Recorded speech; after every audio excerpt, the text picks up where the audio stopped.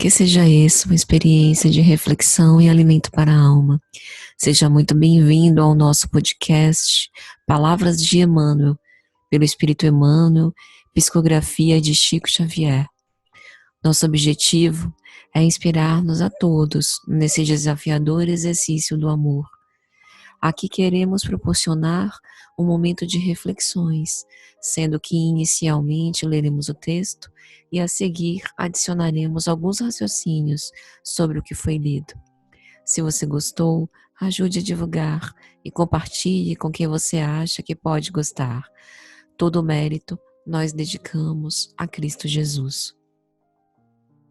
Na esperança de que seja de alguma sorte útil os nossos votos de muita paz. Capítulo 3. Advertências proveitosas. Em que objeto centralizas a tua crença, meu amigo? Recorda que é necessário crescer seriamente em Jesus e segui-lo, para não sermos confundidos. O novo crente flagela a quantos lhe ouvem os argumentos calorosos, azorragando costumes, condenando ideias alheias e violentando situações, esquecido de que a experiência da alma é laboriosa e longa, e de que há muitas esferas de serviço na casa de nosso Pai. Toda crise é fonte sublime de espírito renovador para os que sabem ter esperança. As dificuldades de qualquer natureza são sempre pedras simbólicas, asfixiando-nos as melhores esperanças do dia, do ideal, do trabalho, do destino que recebemos na glória do tempo. É necessário saber tratá-las com prudência, serenidade e sabedoria. O dinheiro é sempre bom, quando com ele podemos adquirir a simpatia ou a misericórdia dos homens. Se procuras, amigo, a luz espiritual, se a animalidade já te cansou o coração, lembra-te de que em espiritualismo a investigação conduzirá sempre ao infinito, tanto no que se refere ao campo infinitesimal como à esfera dos astros distantes, e que só a transformação de ti mesmo, à luz da espiritualidade superior, te facultará acesso às fontes da vida divina.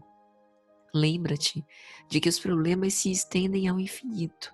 Cada ser, cada criatura, cada consciência possui necessidades diferentes entre si.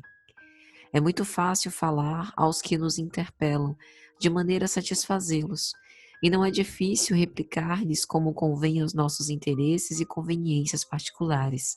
Todavia, dirigirmos-nos aos outros com a prudência amorosa e com a tolerância educativa, como convém à sã doutrina do Mestre, é tarefa complexa e enobrecedora, que requisita a ciência do bem no coração e o entendimento evangélico nos raciocínios.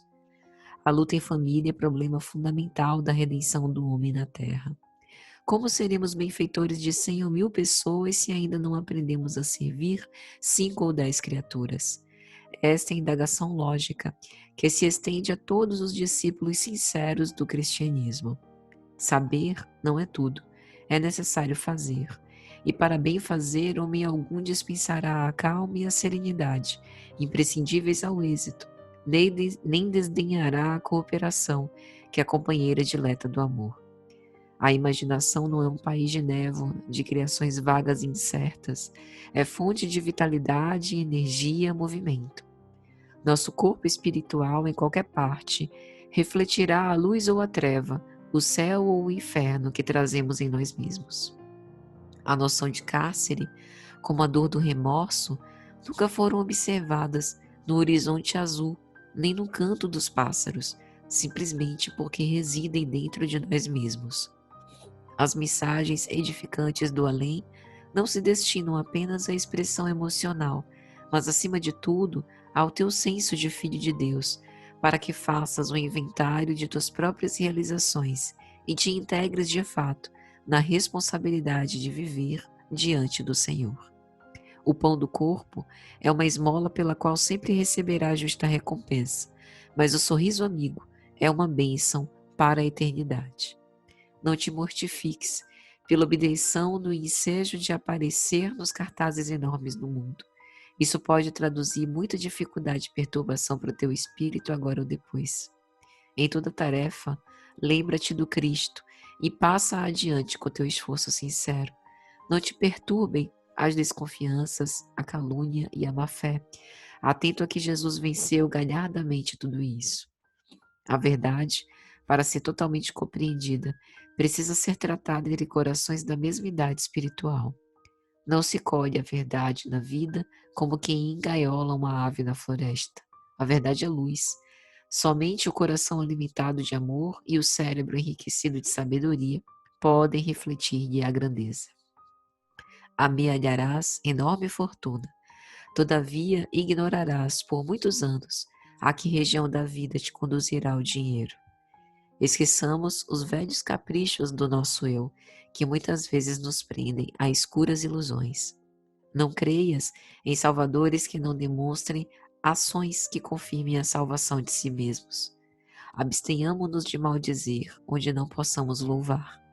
Hoje como ontem, Jesus prescinde das nossas guerrilhas de palavras, das nossas tempestades de opinião, do nosso fanatismo sectário e do nosso exibicionismo nas obras de casca sedutora e miolo enfermiço. Através desse rico capítulo, Emmanuel nos faz várias advertências proveitosas sobre a nossa fidelidade ao dever e à filosofia moral que abraçamos, sobre o enfrentamento das crises e das dificuldades com bom ânimo e esperança, com prudência, serenidade e sabedoria, sobre o bom uso dos recursos que temos para a transformação de nós mesmos, sobre a busca da luz espiritual através da nossa autotransformação ou transformação interior, sobre a necessidade de entender as nossas próprias necessidades e também as necessidades dos outros que as têm diferente de nós, sobre como é fácil a gente partir para uma manifestação extremista, dizendo sim a tudo que as pessoas nos pedem ou dizendo não àquilo que não nos é conveniente. Mas o quanto é difícil a gravidade e a doçura crística de dar respostas a demandas que muitas vezes são iguais, mas formuladas por pessoas diferentes.